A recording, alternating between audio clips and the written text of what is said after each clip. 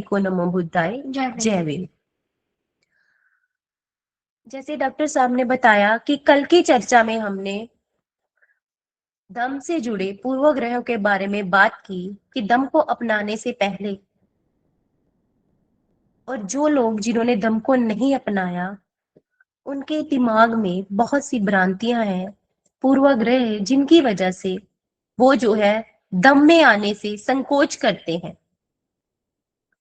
कल हमने बच्चों के और ग्रस्तों के पूर्वाग्रह के बारे में चर्चा की।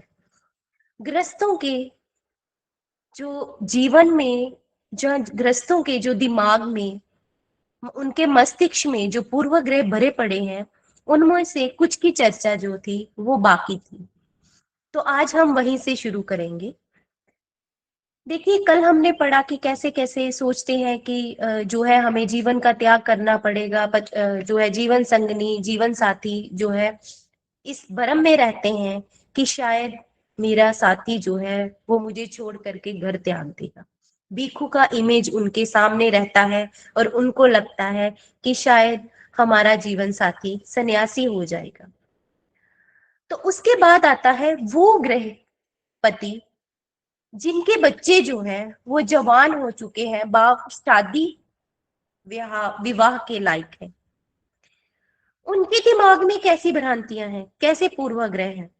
वो सोचते हैं कि अगर हम दम में प्रवेश करेंगे, अगर हम बुद्धिस्ट हो जाएंगे, तो हमारे बच्चे जो जीवन के इस पड़ाव में हैं कि वो कभी भी अपनी मन पसंद लड़का या लड़की को पसंद करके उसके साथ विवाह का प्रस्ताव रख सकते हैं हमारे सामने।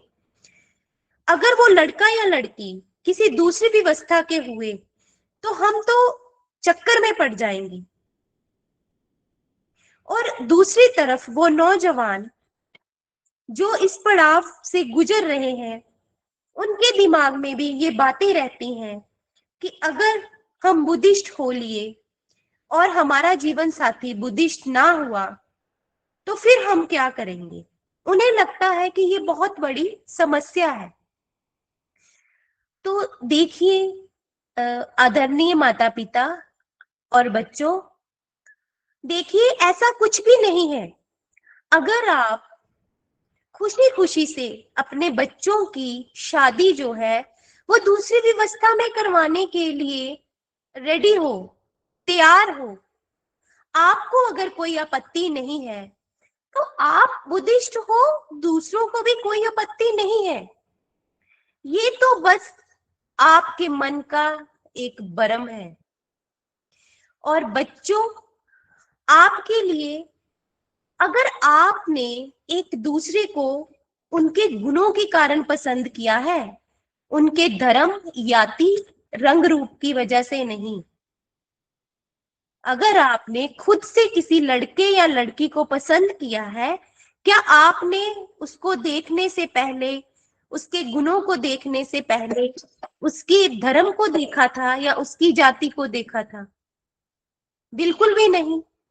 तो फिर हम इस चक्कर में क्यों पड़ रहे हैं कि हम बुद्धिस्ट बने या ना बने, हमारे बच्चे जवान हैं या हम किसी दूसरी व्यवस्था से अपनी बहू या दामाद लेके आ रहे हैं, तो आपने ऐसे वह में नहीं जीना। ये हमारे का सिर्फ एक डर ही है और कुछ भी नहीं। इसके अलावा कुछ लोगों का मानना है कि जो बुद्धिस्ट लोग होते हैं वो किसी ईश्वर को नहीं मानते, वो आत्मा को नहीं मानते। और ऐसे लोग जो ईश्वर को नहीं मानते वो किसी का भला कैसे कर सकते हैं? तो देखिए, आज भारत की जो स्थिति है, जो लोग ढोल पीट पीट करके ईश्वर की आराधना कर रहे हैं, क्या यहाँ पे कोई अपराध नहीं हो रहा? क्या वो लोग शीलवान हैं? दम जो है वो मुंह से बोल बोल करके, जोर जोर से चिल्ला चिल्ला के कि दम ये है, ये है, ये कहने को नहीं कहता। दम तो आचरण में उतारने के लिए कहता है शीलों को, उन 5 शीलों को जिससे हमारे जीवन का उद्धार होगा, जिससे हम दुख मुक्त होंगे और हमें सुख प्राप्त होगा। कुछ लोगों का मानना है कि दम सिर्फ ध्यान साधना तक ही सीमित है। देखिए, ऐसा कुछ भी नहीं है। ध्यान साधना आपके मन को एकाग्र करती है। ध्यान साधना से आप जो है तर्कशीलता और प्रज्ञा के मार्ग पे चलते हैं। ध्यान से आप अपने मन को शांत कर सकते हैं। ध्यान से आप अपने गुस्से को कंट्रोल कर सकते हैं। ध्यान से आप अच्छे से जान सकते हैं कि आखिर मैं दुखी क्यों हूं, मेरे दुख का कारण क्या है। ये तो एक साधन है अपने दुख को जानने का, अपने मन पे काबू पाने का। लेकिन जो दम है वो पूरे का पूरा दम ध्यान ही नहीं है। वो पूरा का पूरा जो दम है वो आपके जीवन को जीने का ढंग है। आपको सिखाता है कि आपको जीवन है वो कैसे जीना है। तथागत ने स्वयं अनाथ पिंडक, विशाखा, चित गृहपति जैसे गृहपतियों को अपने आदर्श शिष्य माना है। उन्होंने भी गृहस्थ जीवन जीते हुए दम को अपनाया। दम जो है वो सही ढंग से हमें जीना सिखाता है। दम को ग्रस्त जीवन में बाधा समझते हैं कई लोग कि हमें तो बहुत से कार्य होते हैं, अगर हम दम की राह पे चले शायद हमारे वो कार्य रुक से जाए। देखिए, ऐसा कुछ भी नहीं है। जो शील है 5, चोरी ना करना, झूठ ना बोलना, हिंसा ना करना, नशा ना करना, व्यभिचार ना करना, आप गृहस्थ में रह के तो इनका अभ्यास कर सकते हैं। आप रोजाना जीवन में जब अलग अलग कार्य करेंगे तो ही तो आपको पता चलेगा कि जो झूठ आप पहले बोलते थे, क्या आपने उनको सच में परिवर्तित कर लिया? क्या आप सच बोलने लगे हो? अगर आप नशा करते थे, क्या आप उससे मुक्त हो पाए हो? जो झूठ बेईमानी आप करते थे, क्या आप ईमानदार बन गए? नहीं। जो व्यभिचार का आपका नजरिया था, क्या आपने उसको सही करा? तो दम जो है गृह त्यागी होकर के जीवन जीना जो है वो नहीं सिखाता। हमें समझना ये है कि दम में जो शील है, सम्यक वाणी है, सजगता है, ये दैनिक जीवन में हमारा साथ देती है कि हमने जीवन को सही तरीके से जीना कैसे है। हम लोगों में जाकर करके ही शीलों का जो है वो अभ्यास कर सकते। कुछ लोगों का मानना ये भी है कि जो दम है वो सिर्फ पर्व है। पूर्णिमाओं पे बुध विहार जाना, पायस खाना, तथागत को नमन करना, बुद्ध पूर्णिमा मनाना, बस यहाँ तक। देखिए, ये तो धम्म का एक पार्ट है, वो पार्ट जो आपको सिर्फ दिखता है। असल में धम्म जो है वो तो एक गृह त्यागी को और गृहस्थ को राग, द्वेष, मोह से दूर करता है और इन सब को त्याग करके अपने जीवन में से दुखों को निकालने का अभ्यास करवाता है। आपने धम्म को वैसे ही देखा है जैसे सोशल मीडिया ने, कुछ भ्रमित लोगों ने आपको बताया है, लेकिन धम्म ऐसा नहीं है। अगर मैं आपसे पूछूं, क्या आपने किसी अच्छी भिक्षु का संग में आप रहे हो? अगर रहे हो तो कितनी देर रहे हो? आपने कितनी देशनाएं सुनी है? आपने धम्म ग्रंथ को कितनी बार पढ़ा है? आपने तथागत को अगर जाना है तो कैसे जाना है? अगर आपने ये कार्य नहीं किए, आपने किसी उपासक को प्रवर्तित होते नहीं देखा, आपने किसी आम व्यक्ति को उपासक बनते और उपासक से भिक्षु बनते नहीं देखा, तो आप कैसे कह सकते हैं कि धम्म जो है वो त्यागियों के लिए है, सिर्फ परम मात्र के लिए है, या इससे हमें जो है बड़ी समस्याओं का सामना करना पड़ेगा? देखिए,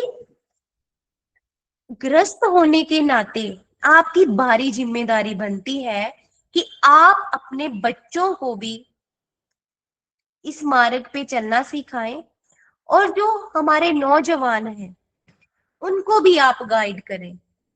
तो आप तब ही गाइड कर सकते हो जब आप खुद इस भ्रम से बाहर निकलोगे। देखिए, ये ठीक वैसे ही है जैसे आप ईश्वरवाद को मानते हो कि ईश्वर ने ये करा, ईश्वर ने वो करा। जितनी देर आप इस चीज से बाहर नहीं निकलोगे, उतनी देर तक आप दम को समझ नहीं सकोगे। तो इस चीज को समझने के लिए मैं आपको एक उदाहरण देती हूँ। आप अपने भूतकाल में जितनी भी घटनाएं घटी हैं उनका आंकलन करें। जब आप उनका आंकलन करेंगे तो आप देखेंगे कि वो व्यक्ति ही सुखी है जिसने जीवन में मेहनत की है, जिसने जीवन में दुखों को ठीक से समझा है और सुख पाने की चाह में वो आगे निकला है। वो ईमानदार है, वो झूठ नहीं बोलता, वो अहिंसा नहीं करता। तो आप पाएंगे ऐसा व्यक्ति ही सुखी व्यक्ति है। आपके परिवार में मान लीजिए 3 बच्चे हैं या 2 बच्चे हैं। एक बच्चा ऐसा है जो पढ़ाई में ध्यान देता है, जो टीचर पढ़ाती है उसको सही से समझता है, जो टीचर घर के लिए कार्य देती है उसको आकर के समय पे करता है, उसका अभ्यास भी अच्छे से करता है, सुबह समय पे स्कूल जाता है। और एक दूसरा बच्चा है जो कोई भी कार्य समय पे नहीं करता, वो खेल कूद मस्ती में अपना जो है ध्यान देता है। वो ना तो समय पे कार्य करता है, ना वो टीचर की बात को ध्यान से सुनता है।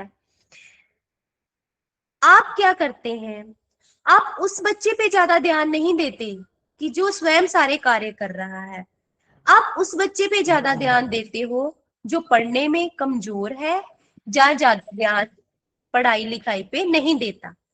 आप उसके लिए पाठ करते हो, आप उसके लिए पूजा करते हो, आप उसके लिए मन्नतें मांगते हो, आप उसके लिए ही कर्म कांड करते हो। लेकिन जैसे जैसे जीवन दोनों बच्चों का आगे बढ़ता है, जीवन के उस पड़ाव पे जहां पे हम देखते हैं अक्सर कि ये आगे निकल गया, ये पीछे रह गया, आप क्या देखते हो? बच्चा वही आगे निकलता है जो खुद प्रयास करता था। बच्चा आगे वही निकलता है जो खुद मेहनत करता था। वो बच्चा जिसके लिए आपने पाठ पूजा की, वो पीछे रह गया। तो इससे भी साबित होता है ये आत्मा परमात्मा ईश्वर कर्म कांडों में जो हमारा विश्वास है, ये एकमात्र ब्रह्म है। एक मैं आपको और उदाहरण देना चाहूंगी। हमारे जो है मेरे नॉन ही थे, उनके 3 बेटे हैं। उनमें से 2 बेटे जो है वो ऊंचे पदों पे ऑफिसर रैंक के हैं, अधिकारी हैं। उनकी जो जीवन संगनिया है वो भी अधिकारी है। लेकिन उनका एक बेटा जो है वो छोटा सा बिजनेस करता है, बस हैंड टू माउथ है। और उसकी जो जीवन संगनी है वो भी कम पढ़ी लिखी है और एक गृहिणी है। एक बार हम बैठे उनकी माताजी के पास, तो उनकी माताजी कहने लगे कि जब बड़े बेटे और उससे छोटे बेटे दोनों के एग्जाम होते थे बोर्ड के, तो मैं फलान फलान बाबा जी के पास जाती थी, वो मंत्र देते थे, मैं किताब में रखती थी, वो फर्स्ट आते थे, इसीलिए वो बड़े अधिकारी बने। वो दोनों, जब उनकी नौकरी की परीक्षा थी तो भी मैं उस बाबा जी के पास गई थी, तो भी उन्होंने एक मंत्र दिया था, तो भी मैंने रखा था, इसीलिए वो उच्च अधिकारी बने। इससे पहले कि मैं कुछ कहती, उनकी एक बहू ही बोल पड़ी कि मम्मी जी, वो दो बेटों के लिए आप तो उस बाबा के पास चली गई, मंत्र ले आई, ये तीसरा बेटा आपका दुश्मन था क्या? आप तब क्यों नहीं गई? तब उसने आपको मंत्र क्यों नहीं दिया? तो ये बात भी, ये उदाहरण भी हमें सिखाती है कि सच क्या है। सच क्या है? हमारा जीवन जो है ना, हम इससे ही जान लेते हैं कि सच और झूठ क्या है, ईश्वर आत्मा है या नहीं है। और आप आज ही अगर धम्म की शरण ग्रहण कर लें, आज से ही मन बना लें, तो आप ये भी जान लेंगे कि सच में तथागत का मार्ग ही श्रेष्ठ ही नहीं सर्वश्रेष्ठ है। तो इसी के साथ मेरी अपनी गृहपतियों से विनती है कि आप अपनी जिम्मेदारी को समझें, आप इन पूर्व ग्रहों से बाहर निकलें, आप जो है धम्म की राह पे चलें, ताकि हम मिलकर के अपने बच्चों का जीवन जो है वो श्रेष्ठ बना सके। जिन अंधविश्वासों में हम सदियों से जकड़े हुए थे, उसमें से बाहर निकल सके। जो भ्रम हमने पाल रखे थे, उन भ्रमों से हम बाहर निकले। जब कोई दुख सुख की घटना घटी, आपने कभी किसी भिक्षु को बुलाया? नहीं बुलाया।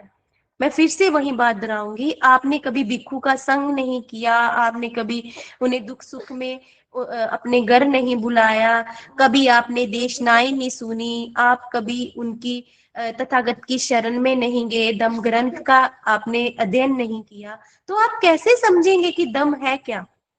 तो इसके लिए आपको खुद ही प्रयास करना होगा, जैसे मैंने उदाहरण में बच्चों की बात करी है। अब आगे है बुजुर्गों में फैले पूर्वग्रह। हमारे जो बुजुर्ग हैं, सबसे पहले तो उनका ये कहना है कि हमारी उम्र हो चली है, अब हम उम्र के इस पड़ाव में कर ही क्या सकते हैं, अब तो हम जीवन से थके हारे आराम करना चाहते हैं। उनका परंपराओं से गहरा जुड़ाव होने के कारण उन्हें लगता है कि अगर हम उम्र के इस पड़ाव में धम्म की शरण में जाते हैं तो हमारे बुजुर्गों का अपमान होगा। एक और बात उनके दिमाग में है कि बुद्धिस्ट लोग नास्तिक होते हैं, वो ईश्वर को नहीं मानते, हमारा परिवार इससे टूट सकता है। उनके दिमाग में सामाजिक भय है कि समाज क्या कहेगा, रिश्तेदार विरोध करेंगे कि ये बुजुर्ग इस उम्र में कहाँ अपना धर्म परिवर्तन करने चला है। बच्चों की शादी, प्रतिष्ठा आदि को लेकर के वो बहुत ही भय में जी रहे हैं। मेरा बुजुर्गों से कहना है कि जो लोग हैं, आपको भी पता है, आपकी उम्र का इतना तजुर्बा है कि वो बातें करते हैं, समाज बातें करता है लेकिन पीठ के पीछे। तो अगर हमें धम्म का पूर्ण ज्ञान होगा, अगर कोई मुंह पे बात करेगा तो हम अपनी बात को ठीक से रख सकते हैं। तो हम उन लोगों की चिंता क्यों करें जो हमारी पीठ के पीछे बात करते हैं? अगर करते हैं तो करते रहें, वो तो बिना दम में जाए, अगर आप दम में नहीं आए वो तो तब भी बातें कर रहे हैं। दूसरा, बुजुर्गों का ये कहना है कि हमारे बच्चे, हमने अगर इस जीवन के पड़ाव पे आकर के दम को अपना, बेटे उधर जाओ, दम को अपनाया, तो हमारे बच्चे कहेंगे कि आपने जवानी में तो ईश्वर की आराधना की, जवानी में तो आपने कर्म कांड किए, आप खूब तीर्थ स्थानों की यात्रा पे गए, अब आप ऐसा कर रहे हो, अब आप तथागत की शरण में जा पहुंचे हो। उनके मन में वो डर है। कुछ बुजुर्ग जो बच्चों के विरोध के डर से सहमे हुए हैं, उन्हें धम्म का ज्ञान है, तथागत की जो है शील, अष्टांगिक मार्ग, उनको उन्होंने पढ़ा है, समझा है, लेकिन उन्हें डर है कि जीवन के इस पड़ाव में अगर हम दम अपनाते हैं, तथागत की शरण में जाते हैं, तो हमारे बच्चे हमारा विरोध करेंगे। जाति व्यवस्था से भी बुजुर्ग डरते हैं। बुजुर्गों का ये सबसे बड़ा डर है कि जो आज तक हमें रिजर्वेशन से लाभ मिले हैं, हमारे बच्चे उन लाभों से वंचित हो जाएंगे, हमें कोई पेनल्टी ना पड़ जाए। हम जिस व्यवस्था में है, हम उस व्यवस्था में अलग अलग जातियों के समूह का जो है समूह को हम नेतृत्व कर रहे हैं उसका। तो जो अलग अलग समूहों का जातियों के नाम पे हम नेतृत्व कर रहे हैं, वो लोग क्या सोचेंगे कि आज तक तो ये हमारे साथ, हमारी जाति के साथ खड़ा था, आज ये जाति का बहिष्कार कर दम में चला गया है। तो देखिए, ये जो रिजर्वेशन की बात है, ये बहुत बार इस गूगल मीट में हो चुकी है। ये हमारा लालच मात्र है, हमें कुछ नहीं मिल रहा। अगर आप तथ्यों के आधार पे देखें तो हमें रिजर्वेशन के नाम से लूटा ही जा रहा है। अगर हम जाति के नेतृत्व की बात करें, तो आप जाति का बहिष्कार कर पूरे समाज का नेतृत्व करने के लिए निकलोगे तो आपका सम्मान बढ़ेगा, आपका विरोध नहीं होगा। ठीक है। बुजुर्ग परिवर्तन से डरते हैं। देखिए, तथागत ने क्या कहा है? तथागत ने कहा है कि परिवर्तन कुदरत का नियम है। परिवर्तन कुदरत का नियम है, हमें परिवर्तन को स्वीकार करना चाहिए। परिवर्तन सकारात्मक हो। जीवन का दृष्टिकोण बदलना जो है बुजुर्गों को असहज लगता है, लेकिन जब आप अपने जीवन में ऐसा परिवर्तन लाओगे, भाव तथागत की शरण में आओगे, तो ये बुजुर्ग जो है वो अलग सी शक्ति महसूस करेंगे, अलग सी ऊर्जा महसूस करेंगे। देखिए, ये परिवर्तन ठीक वैसे ही है जैसे आपके घर एक छोटे बच्चे ने जन्म लिया, थोड़ा सा बड़ा हुआ, उसने अपने घुटनों पे रेंगना शुरू किया, टांगों पे चलना शुरू किया, दांत निकले, पहले हमारी हर बात मानता था, अब वो ना कहने लगा, थोड़ा बड़ा हुआ, समझ आई, विरोध करने लगा, और बड़ा हुआ, अपनी मनमानियां करने लगा। जीवन के हर एक पड़ाव में वो परिवर्तित हुआ, क्योंकि उसका मानसिक विकास हुआ, वो समाज में निकला, उसकी सोच में परिवर्तन हुआ। इसी तरह आप ये क्यों सोचते हो कि आप जीवन के अंतिम पड़ाव पे हो? आप ये सोचो कि ये भी एक जीवन का हिस्सा है, ये भी परिवर्तन का एक पहलू है। ये ठीक वैसे ही है जैसे जैसे आपका मानसिक विकास होगा, आप एक पड़ाव से दूसरे पड़ाव में जाएंगे ही जाएंगे। अब आपको दम का ज्ञान हो गया, आपको दम समझ में आ गया, तो आगे निकलना तो सहज है, ना कि असहज। आगे निकलना तो 100% था, 100% था कि आपने आगे निकलना ही है, क्योंकि आपके मस्तिष्क का विकास हो गया है, आप तथागत के मार्ग को समझ गए हो। तो आप संकोच क्यों कर रहे हो? आपने संकोच नहीं करना है। आपने तथागत की शरण में जब भी, जिस भी भिक्षु के भिक्षु का आपको सानिध्य मिले, उन्हीं के सानिध्य में आपने आगे निकलना है और अपने ज्ञान को बढ़ाना है, अपने जीवन में सुख शांति मित्रता मैत्री करुणा का संचार जो है करना है। कुछ बुजुर्गों का कहना है कि हमें साथी नहीं मिले तो हमें अकेले निकलने में डर लगता है, हम अकेले कैसे तथागत की शरण में जाएं। तो देखिए, व्यक्ति अकेले ही पैदा हुआ है, अकेले ही उसने चले जाना है, तो फिर श्रेष्ठ मार्ग पे चलने के में डर कैसा। और बीआरसी की इस प्लेटफॉर्म में जिस दिन बुजुर्गों की मीट होगी तो आप देखेंगे कि कितने हमारे बुजुर्ग साथी हैं जो इस उम्र में दम की राह पे चले हैं। ये नहीं कि दम की राह पे चले हैं, वो आगे बढ़ के कार्य भी कर रहे हैं। तो एक बार आप घर से निकलो, आपको बहुत से साथी मिलेंगे, आपको कभी लगेगा ही नहीं कि आप अकेले थे या अकेले हो। कुछ लोगों का कहना है, कुछ बुजुर्गों का, कि जीवन का कोई भरोसा नहीं है, जिंदगी की भाग दौड़ है। देखिए, ये सब बहाने हैं। जो आप जिंदगी के उस पड़ाव पे नहीं कर सके जहां आप में भरपूर ऊर्जा थी, हो सकता है वो बदलाव आप इस पड़ाव में कर सके और ये पड़ाव आपके लिए यादगार पड़ाव हो। आपके बच्चों के लिए आपके बच्चे आपको याद करें कि हमारे माता पिता ने इस पड़ाव पे आके हमें वो मार्ग दिखाया जिसने हमारा जीवन ही बदल दिया। जैसे कि मैं जब अपने इन लॉज के घर आई तो मेरे फादर इन लॉ जो थे वो बाबा साहिब को पढ़ते थे, मैंने उनसे सुना। उसके बाद मैंने मैं मिली बनते डॉक्टर करुणा श्री राहुल जी को मिली, तो मैं दम की राह पे चली।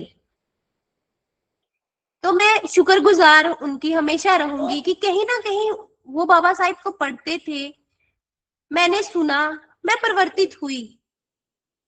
जैसे मैं उनकी शुक्रगुजार हूं, इसी तरह अगर आप, भाव मेरे बुजुर्ग, अगर आप इस उम्र में भी अगर दम की राह पे निकलते हो, आपसे कुछ लोग ही प्रभावित होते हैं, तो वो उम्र भर, भाव सदियों तक आपको याद रखेंगे।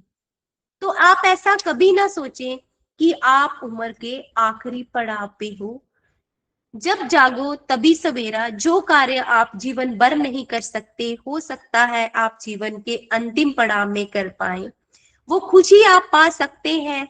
और सच जाने, ये जो आपने आपके पैदा किया हुए बच्चे हैं ना, जिन पे आप निर्भर होने की बात करते हो, जिनसे आप डर रहे हो, जब आप धम की राह पे चलोगे ना, आपको बहुत से ऐसे बच्चे मिलेंगे जिनको पाकर कर आपको लगेगा ही नहीं कि आपको डर से भी जीना चाहिए था। आपको बहुत सारे बच्चे ऐसे मिलेंगे कि जो जीवन के हर एक पड़ाव पे आपको सहारा देने के लिए तैयार रहेंगे। देखिए, बनते डॉक्टर करुणा श्री राहुल जी जिस वृद्ध भिक्षु भिक्षुनी आश्रम का भिक्षु भिक्षुनी विहार का 19 अप्रैल 2026 को नींव रखने जा रहे हैं, वो इसी विश्वास की ओर बहुत बड़ा कदम है कि हमारे बुजुर्ग जो दम की राह पे चलेंगे, वो कभी भी जीवन, जितना जीवन भी उनका बचा है, किसी भी पल वो खुद को बेसहारा महसूस नहीं करेंगे। मैं अपनी बात को फिर से दोहराना चाहती हूँ कि बनते डॉक्टर करुणाशील जी के प्रयासों से जो 19 अप्रैल 2026 को वृद्ध भिक्षु भिक्षुनी निवास की नींव रखी जा रही है, वो इस विश्वास की ओर ही कदम है कि हमारे बुजुर्ग जो धम्म की राह पे चलेंगे, जो तथागत की शरण में आएंगे, वो जीवन के इस पड़ाव में किसी भी पल खुद को बेसहारा महसूस नहीं करेंगे। तो आप अपने बच्चों की बातों में, समाज की बातों के बारे में सोच करके चिंतित ना हो। आपको धम्म की समझ आई है, आप तुरंत तथागत की शरण में आए। इसके बाद जो अगला पड़ाव है वो उन बुद्धिजीवियों को है जो जिनके मन में अभी भी कुछ पूर्वाग्रह है धम्म को लेकर के। पूर्वाग्रह भी है और कुछ जो बातें ऐसी भी हैं जो सत्य है, तो मैं उनके बारे में चर्चा करने जा रही हूँ। देखिए, सबसे पहली बात तो मुझे एक साथी ने कहा कि पहली बात, जब दुकान ही नहीं खुली तो सेल कैसे होगी। बा हमारे बहुत से उपासक ऐसे हैं जो तथागत की शरण तो उन्होंने ग्रह करी है, लेकिन वो धम्म का प्रचार प्रसार नहीं कर रहे। खुद दीक्षा लेकर के घर में बैठे हैं, लेकिन उन्होंने कभी दूसरों के साथ धम्म की चर्चा ही नहीं की। इसके आगे हमारे बुद्ध विहार बहुत ही कम है, जिस वजह से लोगों को जहां सुविधाजनक लगता है वहीं वो शादियां, जन्म दिवस और अन्य कार्य करने के लिए चल पड़ते हैं। हमारे यहाँ बौद्ध विहारों और बौद्ध प्रचारकों की कमी की वजह से जो धम्म के फैलने की गति है वो धीमी है, और जो लोग हैं उनमें तरह तरह के भ्रम है, जिन वजह से वो धम्म को वैसे नहीं समझ पाए जैसे तथागत ने समझाना चाहा या बाबा साहिब ने उन्हें बताया। तथागत की शिक्षाओं को लोगों ने समझा ही नहीं। कुछ लोग तो ऐसे हैं जो दीक्षा लेकर के जोश में होश भूल बैठे, उन्होंने धम्म को थोपना शुरू कर दिया, जबकि ये थोपने का विषय नहीं था, ये तो समझाने का विषय था, समझाने का विषय था। उसके बाद लोगों की सोच जो है वो साइंटिफिक नहीं है। लोग पढ़े लिखे तो हैं, उनके पास डिग्रियां तो है, लेकिन वो अभी भी अंधविश्वास।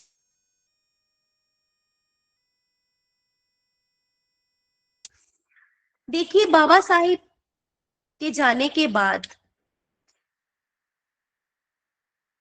वो डेरावाद में बात का समर्थन करने लगे, जबकि उनको चाहिए क्या था, तथागत की शरण ग्रहण करना, जैसे बाबा साहिब का अंतिम संदेश था। लेकिन उस वक्त धम्म का प्रचार प्रसार कम होने की वजह से वो डेरावाद में उलझ गए, जिस वजह से जो मेरे से पहले वाली पीढ़ी है वो भी जाने अनजाने उस व्यवस्था में दस्ती चली गई। लेकिन अगर हमें अब इस चीज का ज्ञान होना शुरू हो गया है कि दम क्या है, दम का अर्थ क्या है, दम के मार्ग पे चल के हम अपने जीवन को श्रेष्ठ बना सकते हैं, तो हमें जल्द से जल्द निकलना होगा।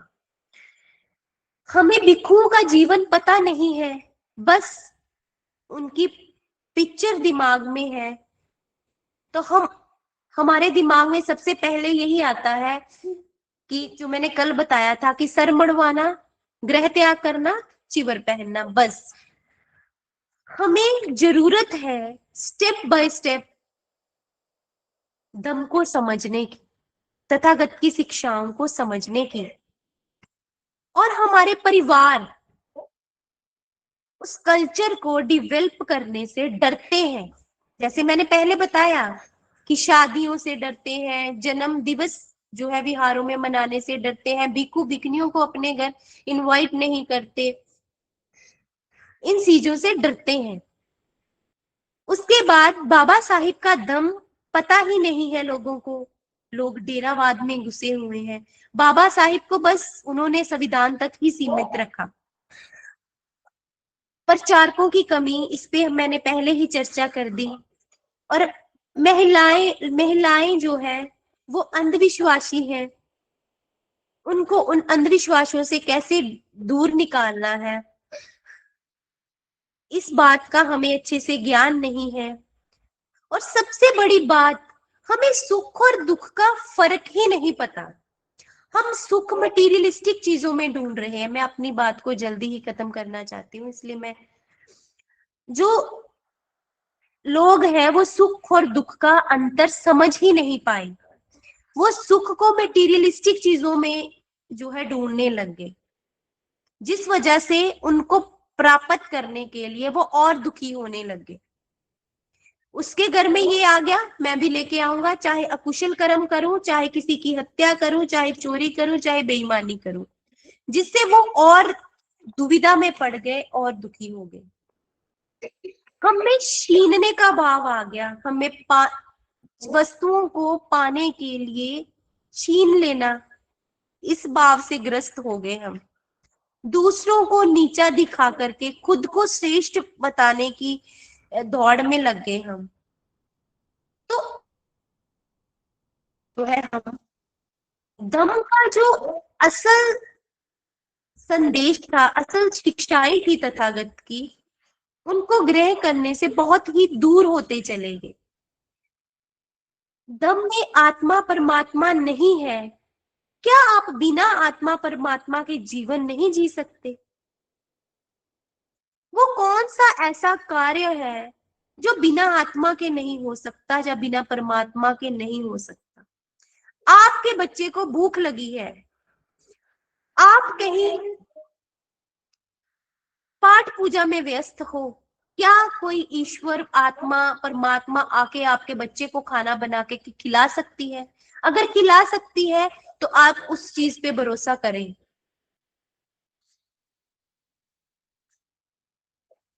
तो आपको इस चीज को खुद ही समझना है।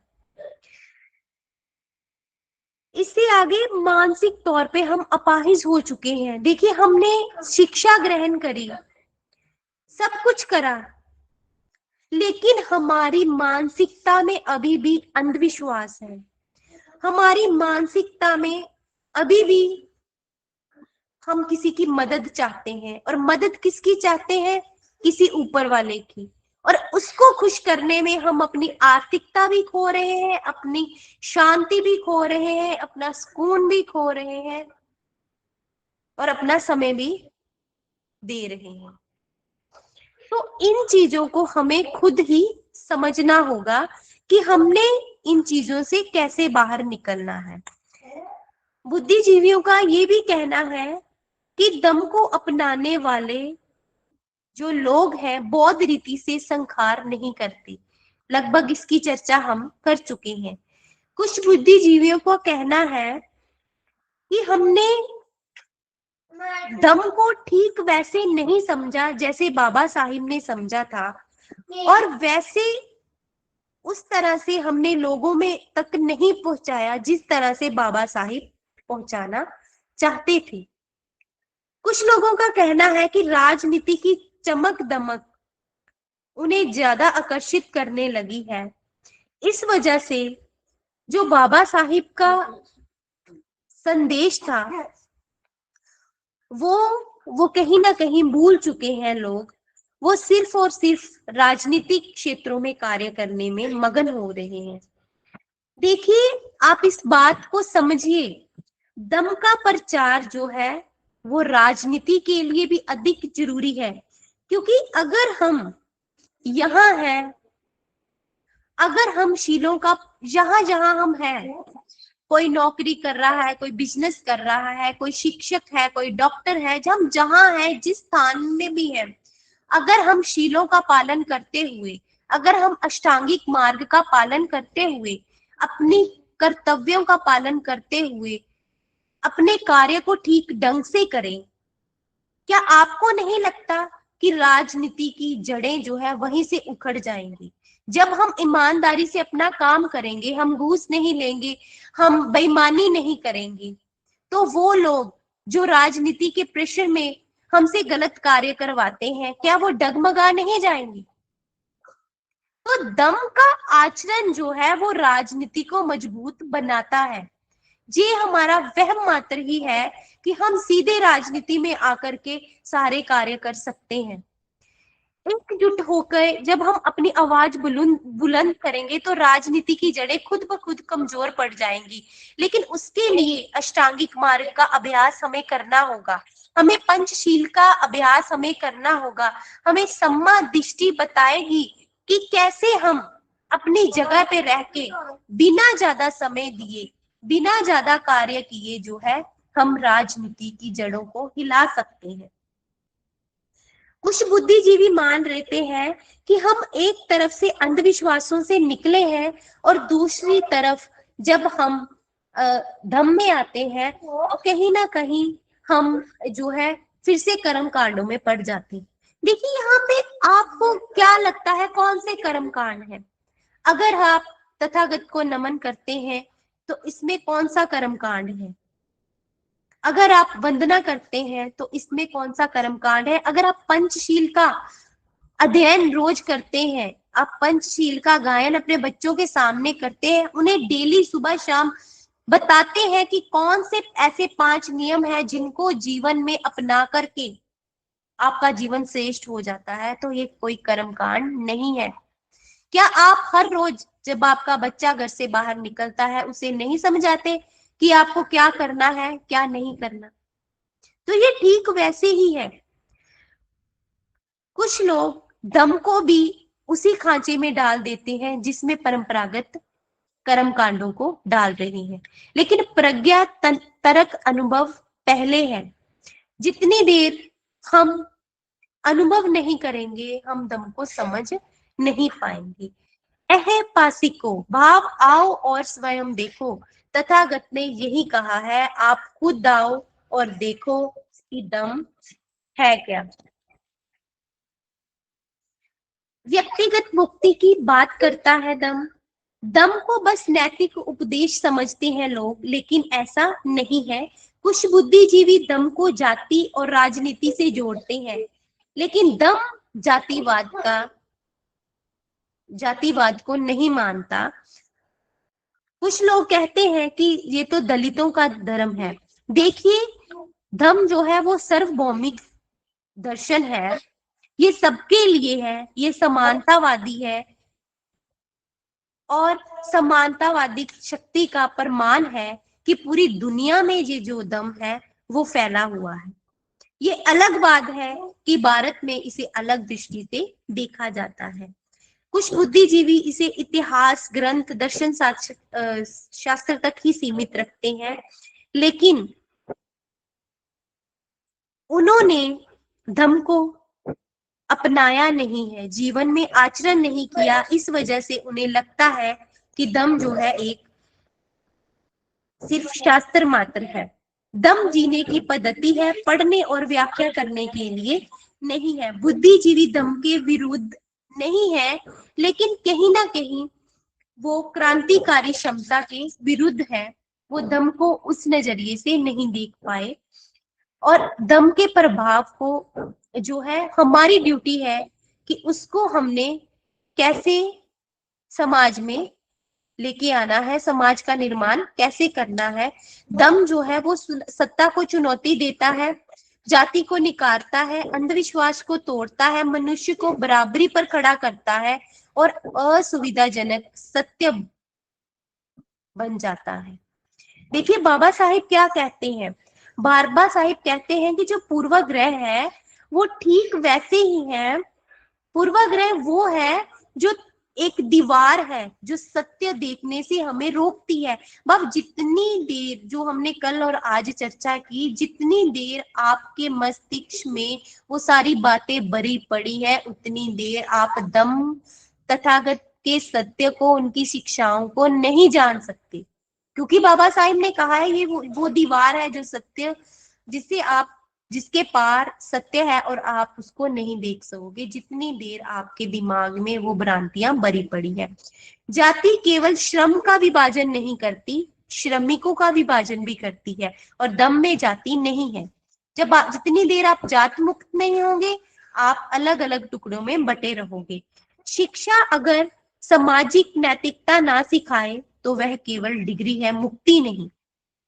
तो हमने भी डिग्रियां हासिल करी हैं, हमने मुक्ति हासिल नहीं करी। मुक्ति हासिल करने के लिए हमें पूर्वाग्रह को छोड़ करके अपनी शिक्षा का सही इस्तेमाल करते हुए तथागत की शरण में आना होगा।